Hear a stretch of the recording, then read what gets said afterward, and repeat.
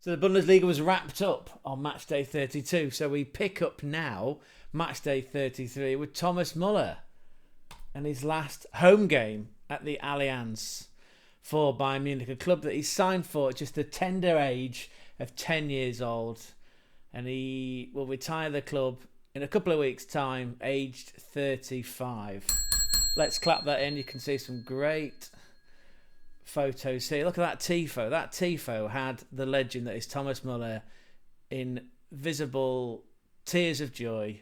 75,000 people packed into the Allianz, by the way, for that home game against Borussia Mönchengladbach, which sounds like a great place to go forth from. So here's the two sides. I've got another monitor now, so my eyes are going to go slightly bog-eyed, so be patient, bear with me. Right, so this is the Bayern Munich home side, 4-2-3-1, preferred formation from the big-brained one that is Vincent Kompany. Manuel Neuer back. Again, let's clap that one in. Back, the 39-year-old. He is the second oldest outfield player in Bundesliga history. He's been missing for what? Missing since February? Pulling a calf muscle while celebrating, of all the ways to go down. But that has given a chance for young Jonas Erbig, who looks tiny, doesn't he, in comparison to I was going to say the Great Dane, but he's not a dog, is he? To Manuel Neuer. So Manuel Neuer back in goal. We've got a back four, familiar faces there, look. Raphael, one of the famous painters and member of the Teenage Mutant Ninja Turtles. Raphael Guerrero at left back. King Conrad Lima at right back. You've got a centre-back pairing of Eric Dyer. He's off, as we've already covered. He's off to AS Monaco. What a great way for him and Harry Kane to go out. We've covered that. You've all seen that one. But anyway, we can get on to the Vice Dushin, Beer Ducking. No witches involved later on. And Josip Stanisic. So Stanisic and Dyer in that back four. LA Fitness, Leon Goretzka. He's back in the side alongside long-term captain Joshua Kimmich. Like little and large, isn't it? In that double pivot. And then that attacking three of Michael Olise with a beautiful left foot. Kingsley Coman on the right. Apparently, Arsenal, yes, Gonzo's telling me, Arsenal put a bid in for him recently. How serious that'll be taken, we shall have to wait and see, won't we? With, 2 Premier League games left? Interesting times. Leroy Sané still linked with Arsenal. Again, we can pick up on that later in this episode. Thomas Müller, the king, in his 750th match for Bayern Munich. And here's a breakdown of those stats. Look at that. 750 games. Clap that one in for Bayern Munich. 248 goals, 274 assists, 502 games in the Bundesliga. That puts him way beyond Sepp Maier in the record books. There's a beautiful breakdown. Look at that. Thank you for bringing that one to us. That is a great graphic, isn't it? And there he is with his 5 o'clock shadow. So he's playing as the number 10, effectively, as an attacking midfielder. And they're all trying to feed Harry Kane. Harry Kane with 24 Bundesliga goals going into match day 33. So there's your Bayern Munich lineup. And then we look at Gladbach. Mönchengladbach with a 4-5-1 under the rather serious but dapper-looking Gerardo Sioni, the Swiss. You've got Jonas Omlin in goal. You've got, I forget if it's Lars or if it's Lucas. They are Lucas Ulrich, left back. Which line is that one? He's no relation to Conrad, by the way. Come on, don't let me down. Stefan Leiner, there you go. So there's your left and right backs. Chiradia, that'll do, is a centre-back next to Nicholas Elverdeen. I did read a stat that Nicholas Elverdeens, out of everyone in that Gladbach team, he's the only one who's got wins over Munich in his career for his previous club. I want to say his previous club might well have been Werder Bremen. Anyway, I have to put an overlay up to fact check that one. That's what happens when you go off the script. Julian Weigl. Oh, that's a funky. That's like a That's like a set of birds, isn't it? When they migrate to a warmer climate, they go in that sort of V formation. Anyway, Julian Weigl is at the bottom of that V. We've got Sander, who was out with an infection quite recently. He's back in. He's got a bright future ahead of him. He's on the left of Weigl. Rocco Wright's Instagram friendly's on his right. Talking of Instagram, we've got Robin Hack.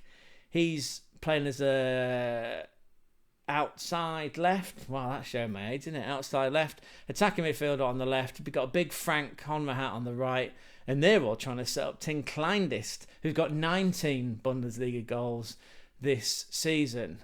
There's your lineups. We jump straight into the result. You probably know it by now. It was 2-0 to Munich. Yes, it wasn't all plain sailing, though, in Thomas Muller's swan song at home. No, Gladbach put up quite a fight in this one. As it was, though, Munich scored early on. It's a bit cheeky, Harry Kane, to steal that one. It was Michael Olise on that beautiful left foot of his, going down the right-hand side, cutting inside several Gladbach defenders. And then, was it a shot? Was it a cross? If it was a cross, it was travelling with some pace, I can tell you. Harry Kane now managed to get his head on it and diverted it into the goal past the despairing Jonas Omlin. That was just after the half an hour mark. Again, Gladbach had plenty of chances. Most of them were coming to Big Frank Honrahat, even Liner. He had a chance when he went one-on-one. Do you know what? I will give credit to Manny Neuer. He's 39, he was in pain, he was playing through injections, he had a calf injury, he's not fully fit. He was pulling off some impressive reaction saves. A lot of them were like he was scooping the ball out with left and right hands. Got some very powerful wrists. Obviously, he had a misspent youth in that bedroom, but he's put it to good use, hasn't he? And then 1-0 ultimately became 2. It was quite late on. But before we get to that, there was a standing ovation for Thomas Muller. A guard of honour by his own players who kind of gathered on the halfway line as he went off. And he went round to hug. And he got a hug pretty much from everybody. Because it was quite a touching moment, I suppose, that those 75,000 fans will never see him, at home at least, in the Allianz in his own backyard, a place he's been since he was 10 years old, not in that shirt. Just on a slight side note, what do you think of that shirt, by the way? That's next season's away shirt for Munich. I'm not sure, jury's out, but don't let my opinion guide you. You know the drill. Why don't you let us know in the comment section down below? It's supposed to be a gradient of the outside of the Allianz Arena on a sort of, I'm colourblind. I don't know what colour scheme that's going on there with that gradient, but yeah, I'm not sure. I'm not sure. Anyway, there was a guard of honour. Thomas Muller went round and hugged pretty much every player. His mum and dad were there in the stands. That was a very cute moment. Mrs. Muller had a scarf and a bomber jacket on, and she was clapping. Dad probably showed some tears, but Germans are they're very, very straightforward, aren't they? Very straightforward, German people. It was brilliant. Thomas Muller, getting a guard of honour from his own fans. Even the Gladbach players were sad to see him go, because again, that would be his last home game in the Allianz Arena. Who did he go off for? Oh, there was lots of that music. Yeah, can we get demonetised again for doing that, Gonzo? I don't think we will we? Oh, I think it was Vidovic. Actually, no, he would have come on for Harry Kane, wouldn't he? Either way, there were 5 subs made in the end by Vincent Kompany, and whoever was commentating, it wasn't Ian Dark. Somebody said during that Michael Olise goal, wouldn't it have been fitting? It would have been the cherry on the cake if Thomas Muller would have scored that goal. And it was a very well-worked team goal, by the way. That goal on the 90th minute. Leroy Sané involved in the action this time, coming in from the right.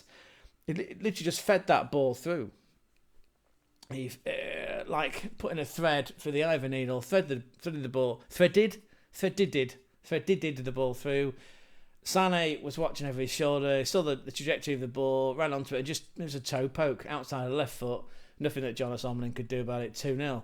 And the ground went wild. And then, of course, at the full-time whistle, there was a very emotional speech, which we've got queued up here, by the man of the hour himself.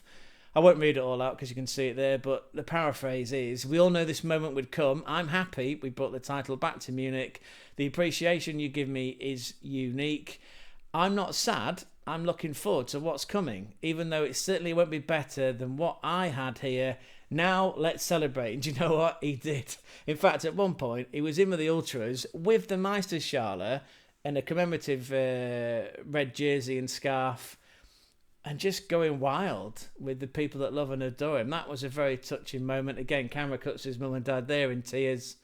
It was brilliant. And there was a light show, and there was lots of this vice beer douching. You know, Harry Kane lifting his first ever professional trophy, which is, again, it's quite incredible, but let's clap that in. Great send-off for Eric Dyer. Again, there'll be one more game because they've got to go away to Hoffenheim on match day 34 for the last game of the season. So they'll play together one more time, but yeah, just one more time. Look at that. Breathe that in. 750 games, 248 goals, 274 assists for the man who, and I read, where's it gone? The stats behind the man, that he was given the squad number 25 by a kit man on his arrival in senior team training. And the quote is, he probably wasn't expecting me to stay around too long. How wrong was he? Yes, Thomas Muller, number 25. Absolutely fantastic. Yeah. Clap that in one more time. 750 games for one club. Only the fourth, or if I could put that another way, he's in an elite club of there's only 4 players that have played more than 500 times for a single club. Wow. I mean, we've got, what, Jimmy Armitage in English football that played for Blackpool for Blackpool for 627 games, something in that region. So it's an incredible achievement. Well done, Thomas Muller. Just some quick stats on that performance then. Harry Kane, again, spurious, but we'll give him it. 25 Bundesliga goals this season with 7 assists. So what's that? It's 32 goal involvements. Still with a game to go. Michael Olise, he scored again. It was a brilliant finish. That's his 11th personal goal. If you add that to his goal assist. It's funny, isn't it? Living home, we dropped the H's. What's that? 25 goal. Is that right?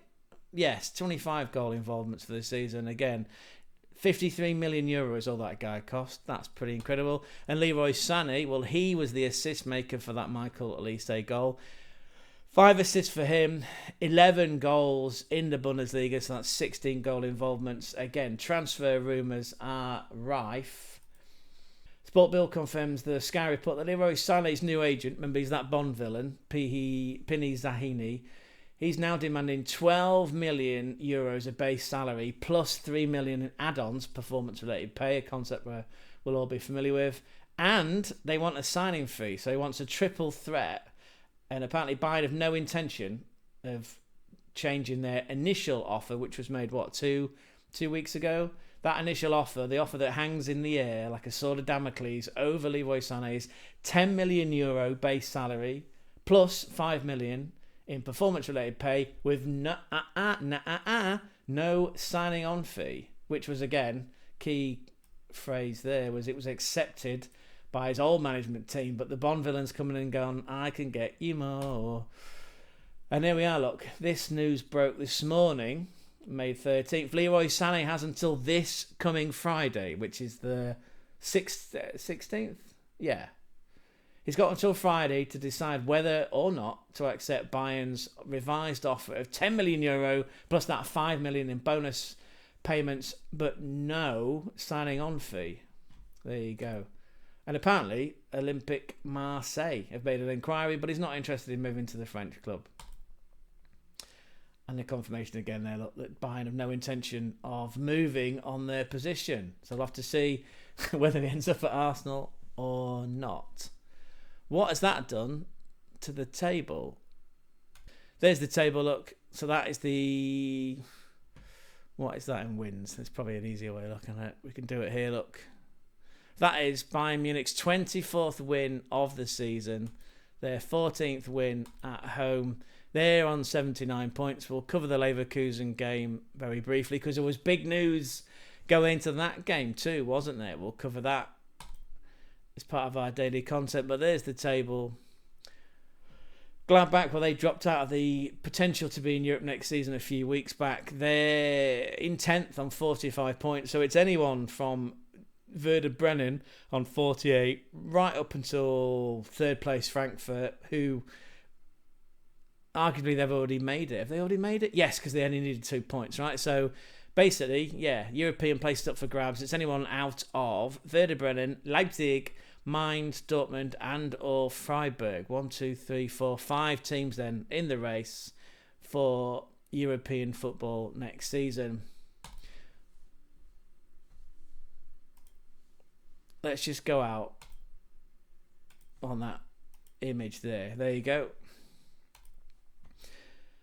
What did you rate Thomas Muller's last season? What do you think of that game, that performance? What do you think of the light show, the Beerdushin, the Vice Beerdushin, and the fireworks, and the fact they've gone to Ibiza, right? They've gone to Ibiza for 3 days that they've got off.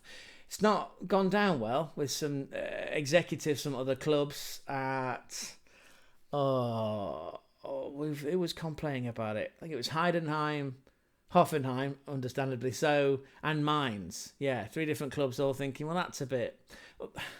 What state the player's going to be in when it comes next Sunday? And actually, it's quite important for Hoffenheim because... And all the other... Well, yeah, I suppose there's only Hoffenheim and Heidenheim that are in the potential position that they both might end up being dragged into this...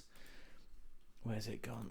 Playoff relegation game, right? So currently, Heidenheim, who under Frank Schmidt have worked absolute miracles. So they won last time out.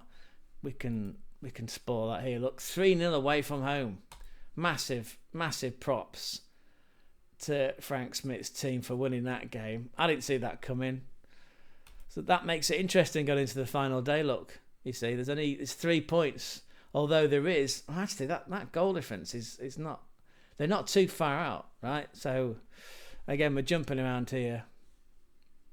But the complaint by a few of the other directors is that, yeah, what if they all turn up and they're still drunk and hungover and they let Hoffenheim get a result? Yeah, if you're Heidenheim, if you're Frank Schmidt, if you're execs, you're not going to be best pleased, are you, I suppose? But then again, they're professionals. And... they can do what they want, can't they? It's none of our business.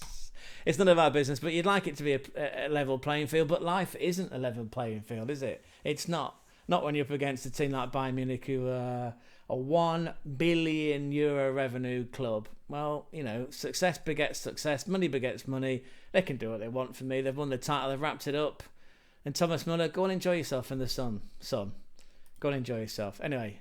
let us know what you think about everything that happened within that Bayern game, the performance, Muller's send-off, the tifo, his mum and dad. Let us know. You know the drill in the comment section down below. And we'll be back very soon with some more content. Ciao, ciao, ciao. Ciao, ciao, ciao.